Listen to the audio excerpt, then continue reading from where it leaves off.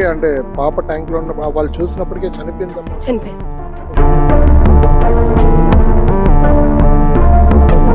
అల్వాల్ పిఎస్‌లో దారుణం చోటు చేసుకుంది. 7 సంవత్సరాలు కూడా నిండని పసి పాపను కిరాతకంగా కసాయి చల్లి చంపేయడం జరిగింది. ప్రస్తుతం మనము ఇంటి వద్దే మనమున్నాం. ఇదే ట్యాంక్‌లో ఆ అమ్మాయిని, చిన్న పాపని వేసేయడం జరిగింది.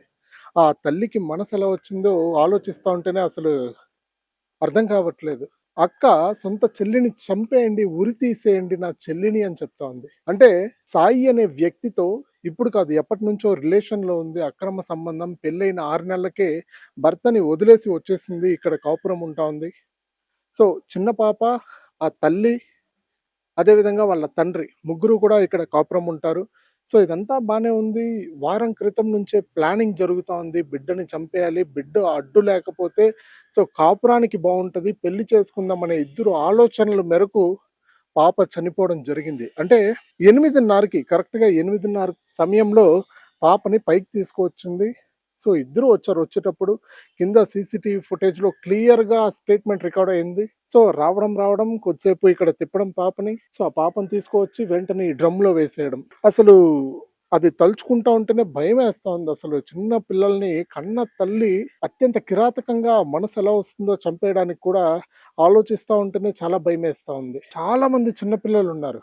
వాళ్ళతో అంతా చాలా బాగా ఆడుకునేది. ఎవరి మీద కోపం కూడా ఈ బిడ్డ మీద చూపించేదంట తల్లి. అమ్మాయికి, రేఖ అనే అమ్మాయికి 26 సంవత్సరాలు మాత్రమే. ఎవరైతే ఆ అమ్మాయి రిలేషన్ లో ఉందో ఆ అబ్బాయికి 20 సంవత్సరాలు మాత్రమే. ఆల్రెడీ ఆ అబ్బాయి మైనర్ గా ఉన్నప్పుడు ఇద్దరు ఒకసారి దొరికారు. పోలీసులు కూడా మైనర్ అని చెప్పి కేసు నమోదు చేయలేదు. వార్నింగ్ ఇచ్చి పంపించడం జరిగింది. మళ్ళీ అదే రిపీట్ అయింది. అంటే ఇక్కడ అడ్డు ఎవరు? బిడ్డ లేకపోతే నేను పెళ్లి చేసుకుంటాను అని చెప్పి మాయ మాటలు చెప్పి నమ్మించి 20 ఏళ్ల వయసున్న యువకుడు, చదువుకున్న యువకుడు, భవిష్యత్తున్న యువకుడు ఘాతుకానికి పాల్పడ్డాడు.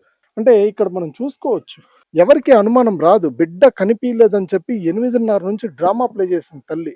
నా బిడ్డ కనిపించట్లేదు, ఎక్కడికి వెళ్ళిందో కనిపించట్లేదు, ఎవరు తీసుకెళ్ళిపోయారో కనిపించట్లేదు, నేను కిందకి వెళ్ళింది అనుకున్నాను, ఆ బిడ్డ కనిపించట్లేదు అని చెప్పి అక్కకు ఫోన్ కొట్టింది. అక్క ఏమో ఇక్కడ చుట్టుపక్కల ఉన్న అందరికీ కూడా ఫోన్ చేసి బిడ్డ కనిపించట్లేదు, వెంటనే ఒక టీమ్ గా ఏర్పడి మొత్తం చెక్ చేయండి అని చెప్పగానే వెంటనే ఈ గల్లీలో ఉన్న వాసులందరూ కూడా మొత్తం ఈ ప్రతి ఇల్లు, ప్రతి షాపు అన్ని కూడా చెక్ చేయడం జరిగింది. ఆఖరికి కనపడకపోవడంతో 9:30, 9:40 సమయానికి సర్లే ఎందుకన్నా మంచిది, ఒకసారి పైకి వెళ్ళింది కదా పాప, ఒకసారి చెక్ చేద్దాం ఎందుకన్నా మంచిది అని చెప్పి ఒకసారి మనం చూసుకోవచ్చు. మిద్దె పైన టెర్రస్ ఫ్లోర్, మొత్తం ఇది ఇల్లు 3 ఫ్లోర్లుగా ఉన్నట్లుగా కూడా తెలుస్తోంది.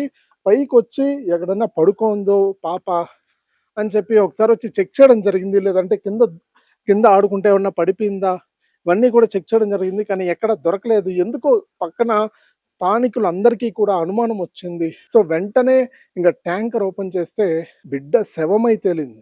ఇంకా వెంటనే పోలీసులకి, అక్కలకి, వాళ్ళ బంధువులందరికీ ఇన్ఫర్మేషన్ రాగానే ఇక్కడికి వచ్చి అడగడం జరిగింది. ఏమైంది, ఎందుకు జరిగింది, ఎలా జరిగింది అని అడగడంతో తల్లి స్క్రిప్ట్ మార్చేసింది. ఏమని, నా బిడ్డను నేను చంపుకుంటానా, నా కన్న బిడ్డను నేను ఎలా చంపుకుంటాను, బిడ్డ ఎక్కడికి వెళ్ళిపోయింది అనే బాధలో నేనున్నాను అని చెప్పి స్క్రిప్ట్ మార్చింది. ఒకరికేమో మిద్దెపైకి అన్నం పెట్టడానికి తీసుకెళ్ళాను బిడ్డని అని చెప్పింది, ఇంకొకరికేమో షాపుకి తీసుకెళ్ళాను బిడ్డని అని చెప్పింది. చూడండి ఇక్కడ మ్యాచ్ అవ్వట్లేదు. అంటే ఎవరి మీదో కోపాన్ని అంతా కూడా బిడ్డ మీద తీరుస్తుంది. అది కూడా వాళ్ళ సొంత అక్కే చెప్పింది శ్వేత. ఇప్పుడు తీరా చూస్తే ఒక్కొక్కరికి ఒక్కొక్క మాట చెప్పడంతో వెంటనే అనుమానం వచ్చి గట్టిగా ప్రశ్నిస్తే అప్పుడు బయటపడింది. కొన్ని విషయాలు ఇంకా పోలీస్ స్టేషన్లో కూడా బయటపడింది. ఈ బిడ్డని చంపడానికి వారం నుంచి ప్లాన్ చేస్తున్నామేమో అని కూడా పోలీసుల ముందు ఒప్పుకోవడం జరిగింది రేఖ. ఇప్పుడు ప్రస్తుతం కస్టడీలో ఉన్నారు, రిమాండ్ చేశారు వాళ్ళని. ప్రస్తుతం ఇన్వెస్టిగేషన్ అయితే కొనసాగుతోంది. ఇది ప్రస్తుత పరిస్థితి అయితే వాళ్ళ ఇంటి దగ్గర.